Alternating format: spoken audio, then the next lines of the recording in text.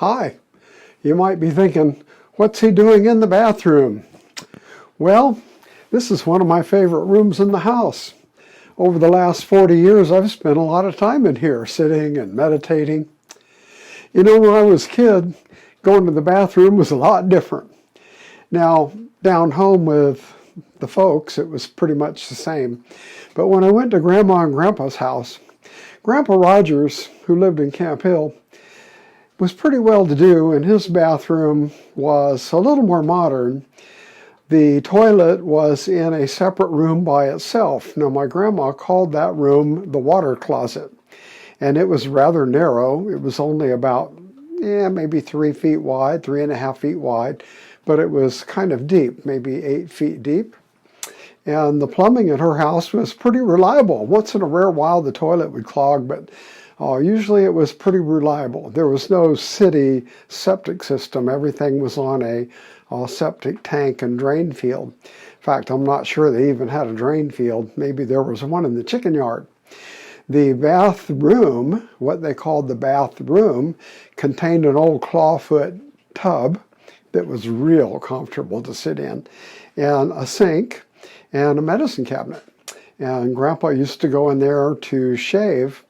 Every morning he had a straight razor that he shaved with. I used to like to watch him because he was really good with that thing. It looks like he was going to cut his head off, but he had a big leather strap and he would on the strap to sharpen that thing up, and then he would just chew, chew, chew, chew, chew, chew, chew. And it was amazing. Once in a rare while, you'd see him with a piece of toilet paper stuck to his face where he had cut himself, but not too often. However, when you went to Grandma Crowley's house in Daviston, things were quite a bit different. Grandpa Crowley was a mailman, and they didn't have a lot of money, and his wife did not work either. And at their house was quite a bit smaller. They had a traditional bathroom with a sink and a toilet and a medicine cabinet, but you weren't allowed to use it. Only Grandma could use it. Even Grandpa usually went elsewhere to do his business. Only Grandma. The reason for that is the plumbing wasn't all that good in the house. They used a well and a pump, and their septic tank was small, and so the toilet wasn't all that reliable, so only Grandma used it. You might be thinking, well, where did we go? Well, Grandpa had an outhouse, as you might have guessed by now.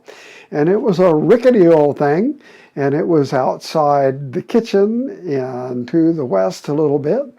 And you had to go out the side door and down the path to the outhouse.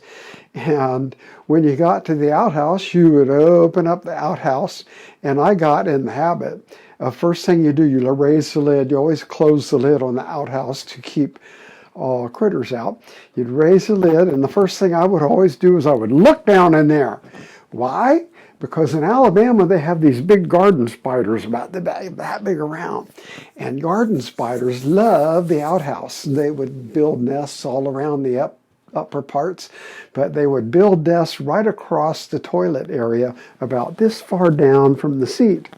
And that way they could catch little bugs and so forth that were attracted to the poop. And sometimes you would go in there to sit down and there'd be a big old garden spider going woo, woo, woo in the middle of his orb web right all the way across the seat.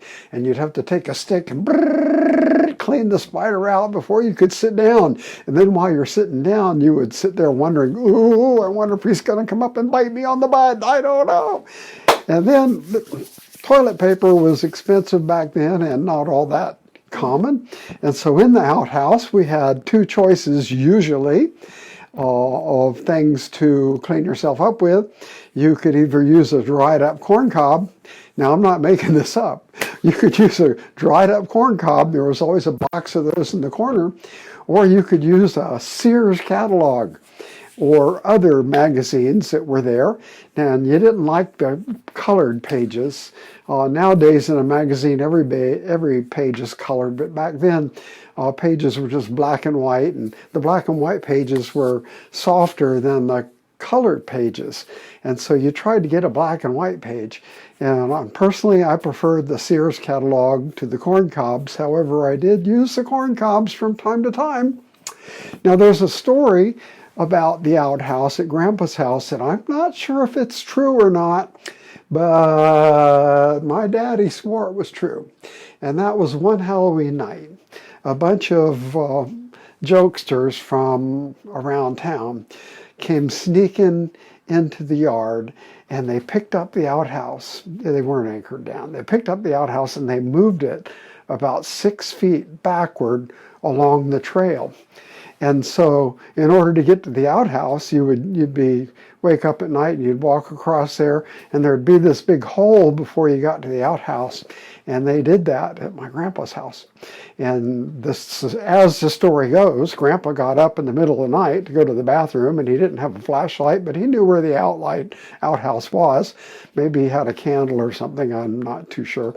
But anyway, he went out there with this candle to go to the bathroom, and he saw the outhouse over there, and he walked down the trail as usual, and fell right into the hole. Now, fortunately, the hole wasn't all that deep that you were just totally buried, but he fell deep enough into the hole to where it made him really, really, really, really mad, and he got all covered with poop. And that's a family story. Now, also, when I went to Camp Hill, although Grandpa Rogers had a modern bathroom, sometimes I would go to my uncle's house and my aunt's house, Aunt Cora, and she lived 4 or 5 miles out of town to the east. And I would go out there with my shotgun. I had a little break action shotgun to hunt birds. Well, they were farmers, and they had 2 outhouses. I never knew anybody else with 2 outhouses, his and hers, and they were located in different directions, and you could take your pick, and if one was occupied, you could go to the other. Now, one was a little more dilapidated than the other, so I always went to the nicer one, and they too had the box of corn cobs and the Sears catalog sitting there, and if you were lucky, there might be a roll of toilet paper, but usually not. And you always check for spiders at their house, because you didn't want to sit down right on top of a big old garden spider, because you might get bit on the butt. And that's the way it was, going to the bathroom at Grandma's house when I was a kid.